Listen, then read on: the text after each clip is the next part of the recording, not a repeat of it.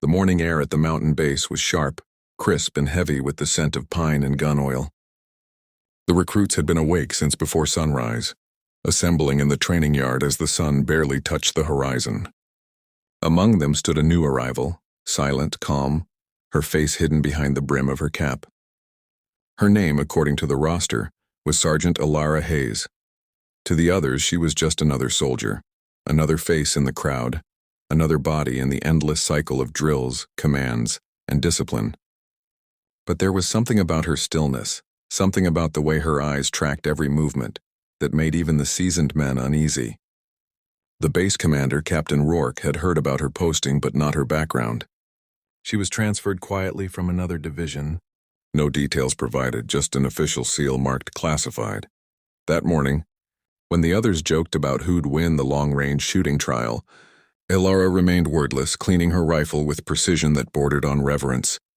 None of them knew that she had once been the ghost of the Northern Front, the sniper whose existence was denied by command, whose missions were buried in sealed files.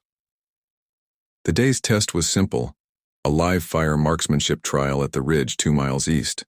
8 pop-up targets scattered across uneven terrain, some behind brush, some shielded by rock faces, and others barely visible through the mist.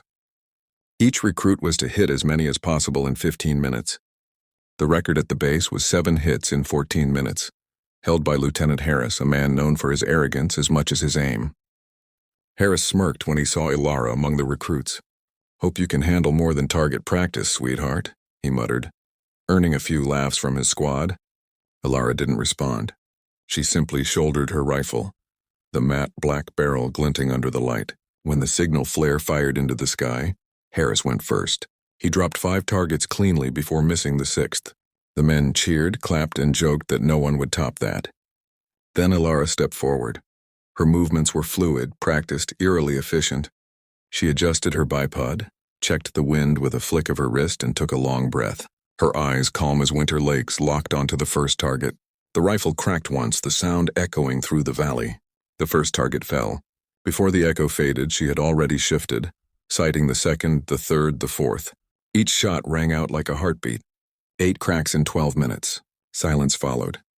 The men stared at the field, every target lay flat. Not one miss. Even Rourke's stoic face betrayed a flicker of surprise. Elara lowered her rifle and stood up. No celebration, no pride, just quiet professionalism. 8 confirmed, the range officer called out, his voice shaking slightly. Harris's smirk vanished. "What the hell are you?" he muttered under his breath. That night, whispers spread across the base. Some said she was a special ops ghost. Others claimed she'd been part of a deep-cover mission gone wrong, but none of them knew the truth. That Elara Hayes had once been part of an elite sniper unit known only by its call sign, Specter 1. Years ago, during the border conflict, she had taken out an entire hostile strike team alone, saving her platoon from certain death. But when the mission went public, command denied her existence, citing classified operations. Her name vanished from every record, and she was reassigned under a false identity. The years that followed hardened her. She trained quietly, obeyed orders, and never sought recognition. Yet that spark, the instinct, the calm fire of a sniper, never left her. Days passed, and Elara's legend grew. She was polite but distant, never mingling with the others. Even the loudest men lowered their voices when she walked by. Then came the emergency alert, an actual operation, not a drill. A convoy carrying strategic supplies had been ambushed in the nearby canyons. The insurgents held the high ground, and extraction teams couldn't get close without being pinned down. Captain Rourke assembled his best marksmen to provide cover. When Elara volunteered, Harris scoffed again. "You're good on the range, Hayes, but this is the real deal," he sneered. Rourke hesitated, then nodded. "Let's see what you can do." The team deployed before dawn. The canyon was a death trap, narrow passes, sheer cliffs, and enemy spotters hidden in the ridges. Rourke's team took cover behind boulders as gunfire erupted.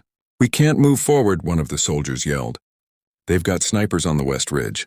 The air was filled with the crack of rifles and the metallic ping of ricochets. Elara crawled forward, laying her rifle across a rock, scanning the horizon through her scope. She saw the first glint of an enemy barrel half a mile away. One breath, one squeeze.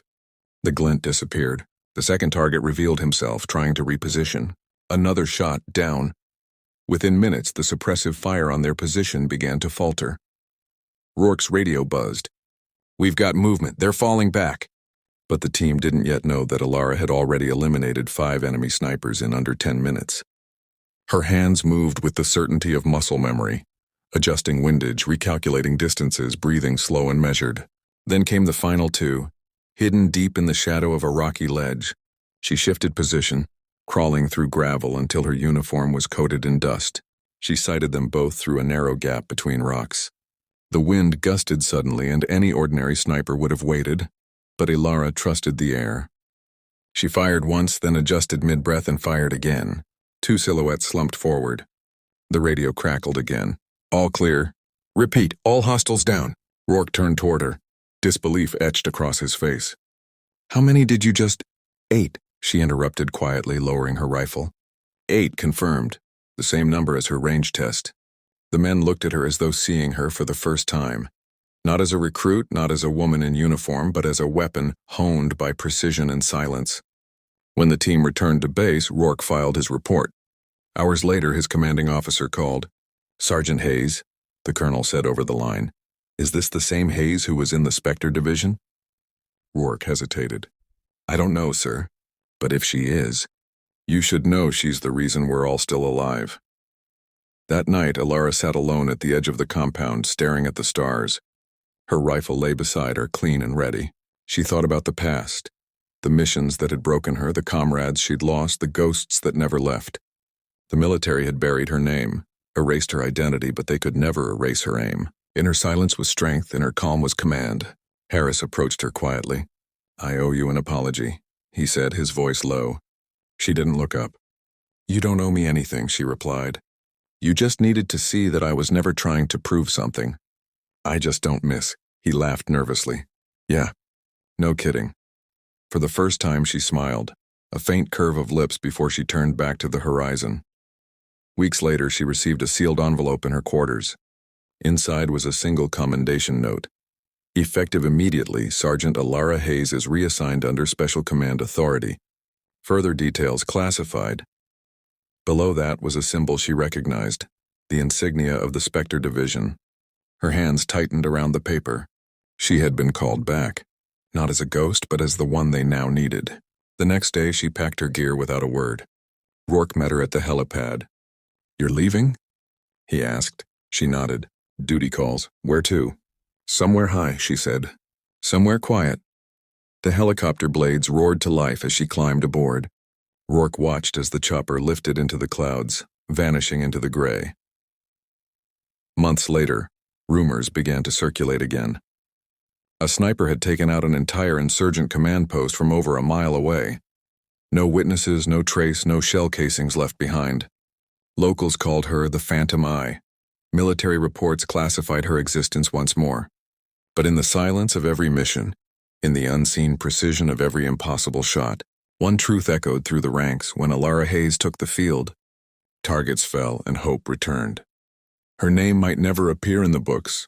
Her medals might never shine on a wall, but among soldiers, whispers carried her legacy. The woman who needed only 12 minutes to change the course of a battle. They didn't know she was a sniper until it was far too late. So, if you're watching this on Her Brave Stories, make sure to subscribe to the channel for more powerful, true, and inspired stories of courage and resilience. And tell me in the comments, from where are you watching this story today?